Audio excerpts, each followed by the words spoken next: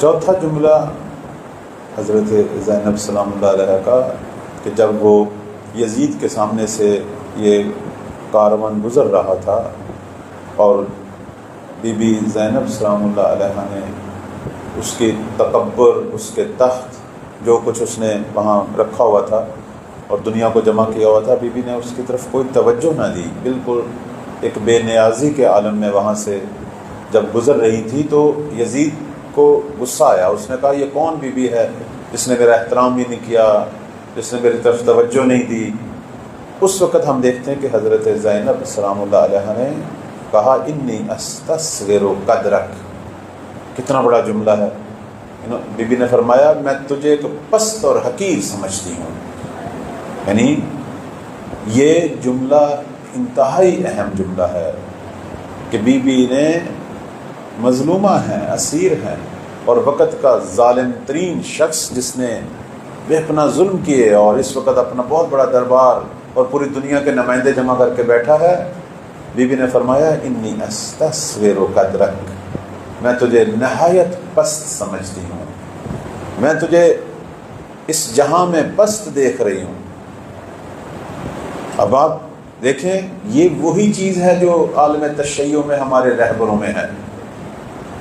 جس طرح ہمارے مولا اور آقا امام حسین علیہ السلام نے کہا کہ مجھ جیسا تجھ جیسے کی بیعت نہیں کر سکتا، اور بی بی کا وہاں کہنا کہ میں تجھے ایک حقیر اور پست سمجھ رہی ہوں، آج بھی ایسے ہی ہے۔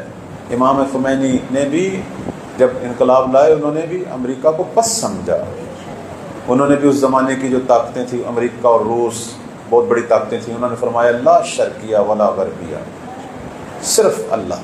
اور موجودہ جو رہبر ہیں انہوں نے بھی، امریکہ جمع کر رہا تھا اپنے مختلف جہاز اور اسلحے کے انبار لگا رہا تھا، تو رہبر نے کتنا خوبصورت جملہ کہا تھا، رہبر شہید نے کہا کہ ایسی بھی چیزیں ہیں جو ان تمام اسلحوں کو سمندروں کی تہوں میں بھی غرق کر سکتی ہیں۔ ان کے تو ذہنوں میں بھی نہیں تھا کہ ہم شکست کھائیں گے، یعنی یہ درس کربلا کا ہے، یہ خوف بس خدا کا ہے، یہ درس کربلا کا ہے، یہ خوف بس خدا کا ہے۔ لب پر ہے یہی نعرہ، دل میں یہی صدا، یا مہدی یا مہدی اے وارث کربلا، ہم تیرے سپاہی ہیں، ہم تیرے وفادار، اے صاحب الزمان ظہور کیجئے خدا را۔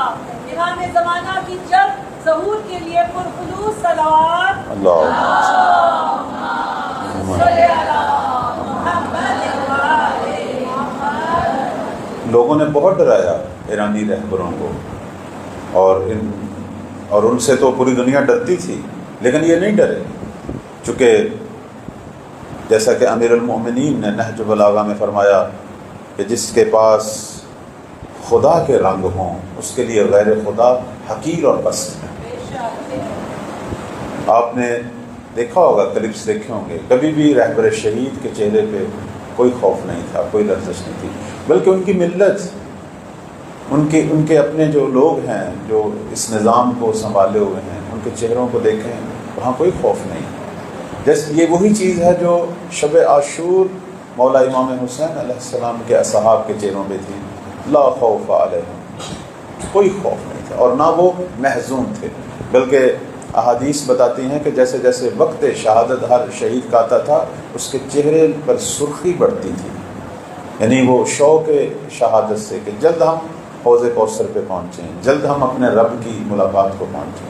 یہ عظمت ہے، یہاں بھی یہی ہے، ہم نے یہاں بھی یہی منظر دیکھے۔ میں تو اسی ملک میں تھا جب یہ جنگ ہو رہی تھی، ایک لہجے کے لیے بھی کوئی لاک ڈاؤن نہیں ہوا، ایک لہجے کے لیے بھی لوگ نہیں گھبرائے، اور مسلسل جس جگہ پہ بھی کچھ ہوتا تھا وہ پہنچ جاتے تھے، اور ملاحظہ فرمائیں پوری رات وہ لوگ جاگتے تھے، ابھی بھی ہے، اپنے نظام انقلاب کے لیے جو ہے وہ اکٹھے ہوتے تھے، سیمینار ہیں، وہ ریلیاں نکلتی تھیں، پروگرام ہوتے تھے خواتین بچوں مردوں کے، ساری رات وہ اپنے ملک کی حمایت میں کھڑے ہوتے تھے، پرچم لہراتے تھے۔ یہ چیز ہے کہ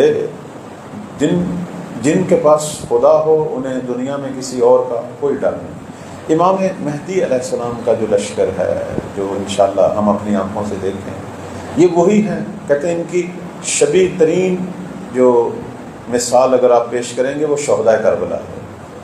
یعنی اگر کسی نے لشکر مہدی کو سمجھنا ہے تو شہدائے کربلا کو سمجھیں. بالکل ان کی شبیہ وہ ہیں. وہی یہ ہم کیوں اپنی مجالس کے اندر ان شہیدوں کا ذکر کرتے ہیں؟ کیوں ہم جناب حبیب کا ذکر کرتے ہیں، حر کا ذکر کرتے ہیں، جناب سعید کا ذکر کرتے ہیں، حتیٰ مولا عباس کا؟ ہر سال وہی قصے کہانیاں. کچھ لوگ تو سوشل میڈیا پہ اعتراض بھی کرتے ہیں کہ آپ ہر سال وہی کہانیاں کیوں سناتے ہیں. یہ کہانیاں نہیں ہیں، یہ تیاری ہے، یہ تربیت ہے، یہ نقش آفرینی ہے، یہ روحوں، قلوب اور ذہنوں کو تیار کرنا ہے. کیونکہ آج بھی جن لوگوں نے اسلام کی عزت کو بچایا ہوا ہے وہ یہی صف اعضائے حسینی سے اٹھے ہوئے لوگ ہیں. ورنہ دنیا میں کئی طرح کے اسلام ہیں. آپ نے دیکھ بھی لیا کتنے قسم کے اسلام ظالموں کے آگے جھکے ہوئے ہیں. اگر کہیں بھی کوئی کھڑا ہے تو وہ شیعہ ہے. وہ وہی ہے جو مجالس اعضاء میں شرکت کرنے والا ہے. اس سے پتہ چلتا ہے نا کہ مجالس اعضاء کا فلسفہ کیا ہے. مجالس اعضاء کا فلسفہ تیار ہے.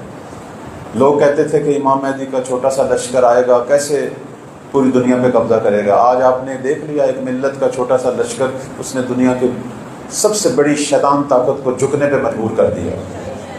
اسی طرح ہوگا. یہ اگر ایک فقیہ کی قیادت میں، ایک حسینی فقیہ کی قیادت میں اگر ایک ملت دنیا کے شیطانوں کو جھکا سکتی ہے تو امام مہدی کی قیادت میں ایک چھوٹی سی ملت پوری دنیا کو تسخیر بھی کر سکتی ہے. ہمارا عقیدہ، ہمارا ایمان، یا مہدی یا صاحب الزمان. ہمارا عقیدہ، ہمارا ایمان، یا مہدی یا صاحب الزمان. یا اب بسم اللہ. چونکہ ٹائم بھی ختم ہو رہا ہے، میں صرف آخری جو نقطہ ہے وہ یہی کہوں گا کہ یہ جو آخری جملہ ہے بی بی کا کہ میں اللہ کے علاوہ، یعنی اللہ جب ہم کہتے ہیں تو اس سے مراد صرف خدا نہیں، خدا سے جڑی ہوئی ہر چیز، اس میں ولی خدا بھی ہے، اس کے اندر ہمارا پورا دینی نظام ہے، یہ مراد ہوتا ہے، جس میں حقوق اللہ ہیں، حقوق العباد ہیں، بالخصوص ولی خدا کے حقوق. یہ میں اللہ کے علاوہ جو ہے باقی ہر چیز کو، یعنی ہر گناہ کو، ہر دنیا کی منفی شیطانی طاقت کو، ہر چیز کو میں حقیر سمجھوں. یہ آغاز ہے امام زمان کے لشکر. اس لیے آپ دیکھیں ہماری احادیث میں امام مہدی علیہ السلام کے انصار کی جو تعریف کی گئی ہے وہ یہی کی گئی ہے کہ یعرفون اللہ حق معرفت ہی، کہ یہ اللہ کی ایسی معرفت رکھتے ہوں گے جیسے معرفت رکھنے کا حق ہے. یعنی کتنا کام کیا انہوں نے توحید پہ. اس لیے میں اپنی خواہران عزیزان کو کہوں گا کہ خدا کے لیے قرآن مجید پہ توجہ کریں، قرآن کو ترجمے کے ساتھ پڑھیں، تفسیر کے ساتھ پڑھیں. کچھ گھنٹے ہفتے میں یا حتی القل ہر روز آدھا گھنٹہ 1 گھنٹہ قرآن پہ صرف کریں، یعنی قرآن کی خدمت میں قرار پائیں. وہ ہمارا امام ہے. قرآن کو اپنا مربی بنائیں. لوگ کہتے تھے امام زمان کیسے ہماری تربیت کر رہے ہیں. یہ پوچھا گیا ظاہراً آغا بہجت سے. انہوں نے کہا جو قرآن سے تربیت لے رہا ہے وہ مہدی سے بھی تربیت لے رہا ہے، چونکہ امام مہدی کی طرف جانے والا راستہ قرآن ہے. اگر ہم قرآن کو نظر انداز کریں گے تو مولا تک بھی نہیں پہنچیں گے. چونکہ رسول اللہ صلی اللہ علیہ وسلم نے 2 چیزیں چھوڑی، قرآن اور اہل بیت، دونوں جڑی ہوئی ہیں. جو چیز ہمارے اختیار میں، ہمارے گھروں میں اگر ہم ان سے لاپرواہی کریں گے تو کیسے توقع رکھ سکتے ہیں کہ مولا جو ہے وہ ان کے فیض ہم لیں. لہذا قرآن سے رشتہ ہم مضبوط کریں، مولا سے رشتہ خود مولا ہم سے مضبوط کریں. یہ طریقہ کار ہے. تو قرآن جو ہے وہ درس عبودیت دیتا ہے. اچھا، اور دوسری جو چیز ہے امام مہدی کی صفات میں، وہ اپنے زمانے کے ولی کی خدمت، اپنے آپ کو ان کی غلامی میں، کنیزی میں قرار دینا، ان کی اطاعت ایسے کرنی اپنے زمانے کے امام کی جیسے مولا علی نے پیغمبر کی، جیسے مولا عباس نے امام حسین کی. یہ ہے، یعنی ہمارے لیے مولا علی اور مولا عباس بھی ایک الگو ہیں، ایک اسوہ ہیں. ہم نے انہیں دیکھ کر زمانے کی حجت کی اطاعت کرنی ہے. کیا مطلب یہ ہے کہ میں اپنے آپ کو ان کی بارگاہ میں پاؤں، ان کے خیمہ میں پاؤں. صبح سے لے کر رات تک میرا ٹائم ایسے ہی صرف ہو جیسے میں مولا کے ہمراہ ہوں. کوئی گناہ نہ کروں، کوئی ایسا کام نہ کروں جو ان کی تکلیف کا باعث بنے، اور کچھ نہ کچھ کرتا رہوں اپنے امام کے لیے. جیسے ایک ہمارے عزیز استاد فرما رہے تھے کہ آپ راستے میں ایک پتھر کو رکاوٹ سمجھتے ہیں، اسے بھی ایک طرف رکھ دیتے ہیں تاکہ لوگوں کے پاؤں میں نہ الجھے، تو یہ بھی ایک مہدوی خدمت ہے، چونکہ آپ نے امام کی امت کی ایک قسم کی خدمت کی ہے۔ یہ ساری دنیا ہے تو ان کی امت چاہے کوئی مانے یا نہ مانے، ورنہ یہ سب فیض انہی سے لے رہے ہیں، انہی کی وجہ سے رزق کھا رہے ہیں، چونکہ نظام کائنات میں خلیفۃ اللہ نہ ہو تو کوئی نظام نہیں چلتا۔ تو ہمارا ہر قسم کا کام جو ہے وہ امام کی خدمت ہو سکتا ہے۔ تو پروردگار ہم سب کو توفیق دے کہ ہم فردی اجتماعی ہر اعتبار سے اپنے آپ کو مولا کے لیے تیار کریں اور اپنے آپ کو ان کا خدمت گزار بنائیں۔